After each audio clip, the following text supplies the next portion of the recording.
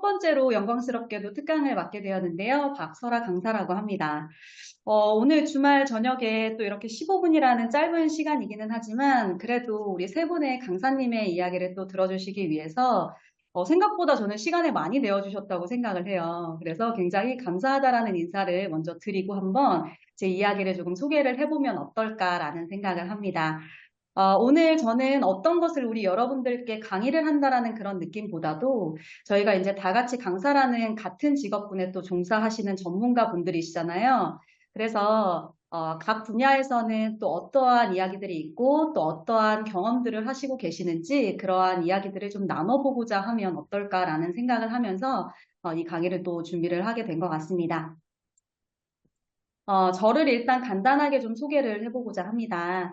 먼저 저는 사내리 강사로부터 시작을 했는데요. 사실 저는 조금 일찍 강사라는 직업에 도전을 하게 됩니다. 20대 초반부터 강사라는 직업을 이제 시작을 하게 됐고요. 지금 제가 이제 30대 중반에 조금씩 접어들어가고 있는데, 생각해보면 이른 나이에 시작을 하기는 했지만 10년 정도라는 그래도 경험을 가지고 있는 것 같아요.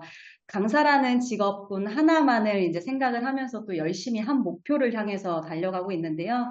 아무래도 또 강사라는 직업은 계속해서 또 배우고 또 투자하고 그 투자를 통해서 또 공부를 해야 하는 직업이잖아요.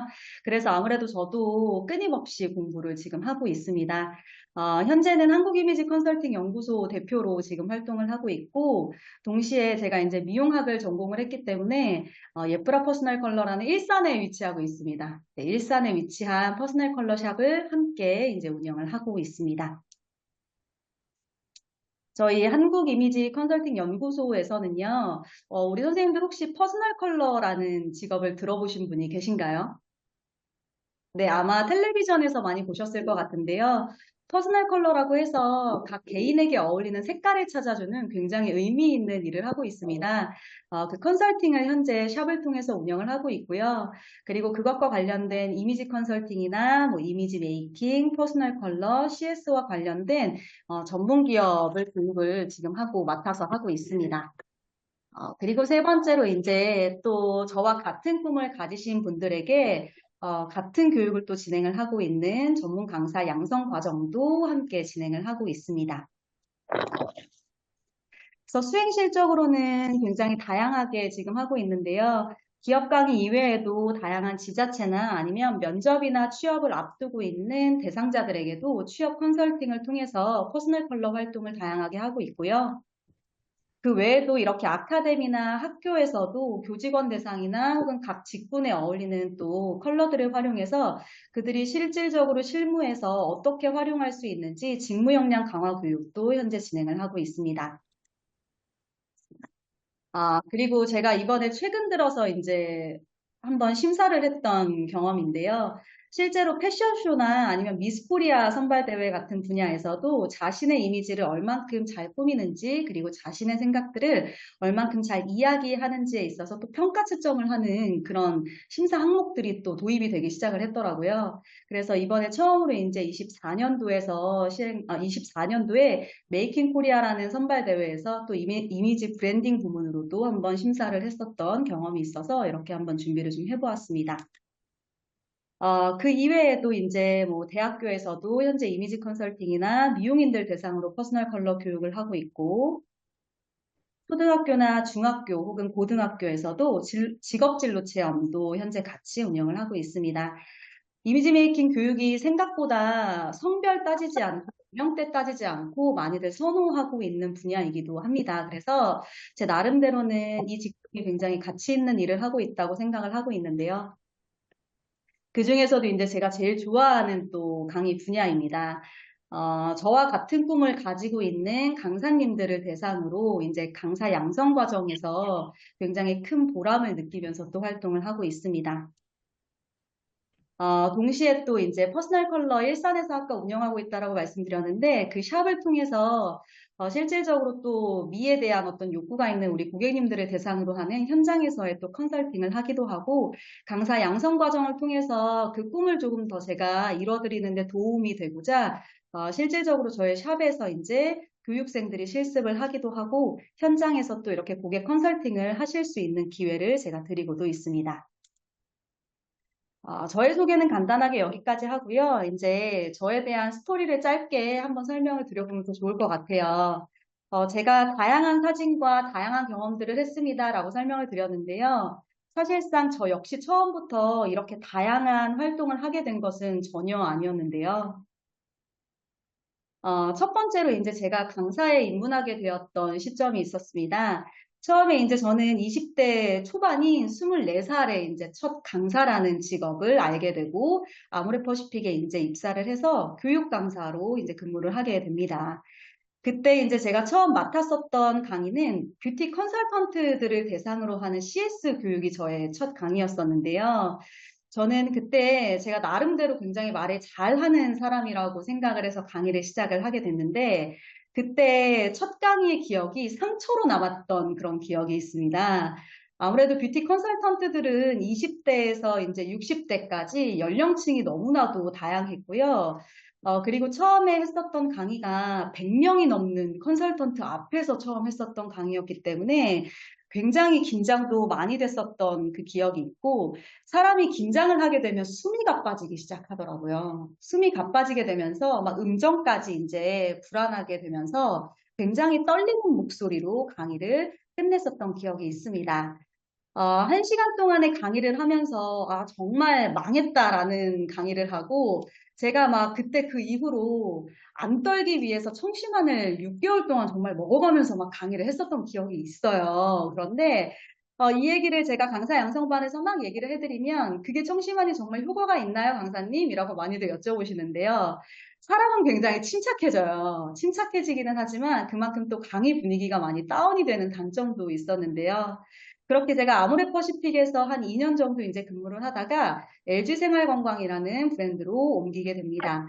LG생활건강에서도 이제 아모레퍼시픽에서 근무를 했던 것과 같은 일을 하게 되는데, 이때부터는 이제 강사라는 직업에 대해서 정체성을 찾기 시작을 합니다. 여기에서는 이제 사내 강사이다 보니까 아무래도 매일 같은 이야기를 또 반복하게 되고, 또 강의를 하는 것이 저에게는 어떤 직업에 대한 만족도가 조금 떨어지는 것 같았기 때문에 강사로서 정말 필요한 자질들이 무엇인지에 대해서 깊은 고민을 하기 시작을 합니다. 그래서 저는 이제 자유롭게 조금 저의 이야기를 좀 펼칠 수 있는 프리랜서 강사로 전향을 하게 되는데요.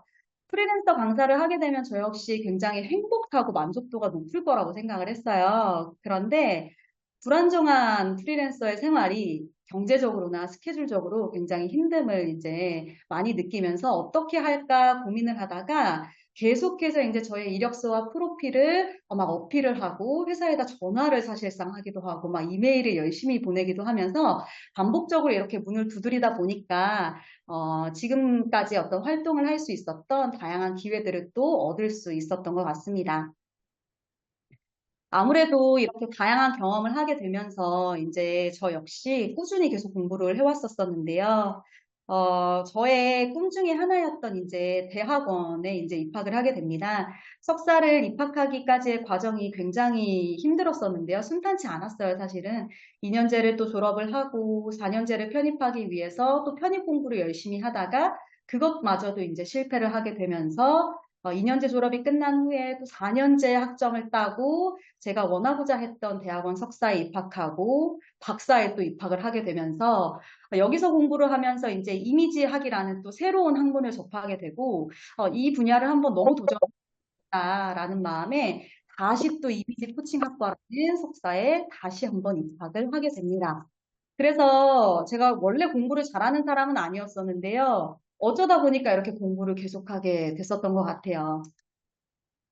그래서 저는 이렇게 공부를 하면서 강사 생활을 하면서 이것만큼은 제가 꼭 지키면서 나는 강의를 해야 되겠다라고 생각했었던 세 가지의 요소들이 있습니다. 그래서 이 세 가지를 좀 한번 말씀을 나눠보고 이제 빠르게 마무리를 지어야 될 것 같은데요. 저는 강사를 하면서 가장 첫 번째로는 이것만큼은 지켜야 되겠다라고 생각을 했습니다. 바로 컨텐츠에 대한 경험입니다. 이러한 경험들을 통해서 하는 강의는 제 목소리의 자신감이 정말 점점 더 확신을 차게 만들게 되더라고요.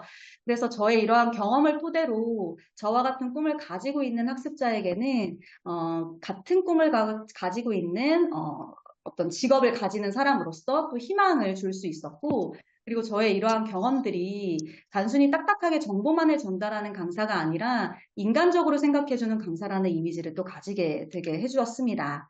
그리고 두 번째입니다. 목소리인데요. 저는 목소리와 관련된 트레이닝을 굉장히 많이 받았던 사람 중에 한 명입니다.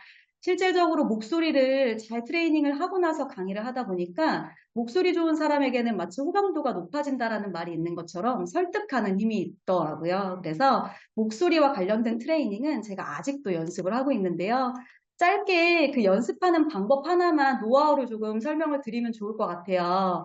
저는 강의를 하다가 어려운 발음을 해야 되는 단어나 문장이 있을 때는요, 그 문장을 반복적으로 연습을 하는데요. 사람이 말을 안 틀리게끔 하기 위해서는 자음을 연습하는 것보다 모음을 연습하는 게 더 효과가 있다라는 이야기가 있어요.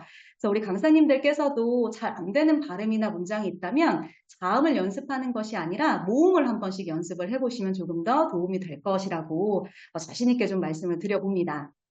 자, 그리고 마지막으로 세 번째입니다. 저는 학습자들에게 바른 태도로 항상 응대하려고 노력을 하는데요. 그 중에 하나가 저는 미소였습니다. 따뜻한 미소는 친절을 표현하는 세계의 공통적인 언어라는 이야기가 있다라고 얘기를 해요.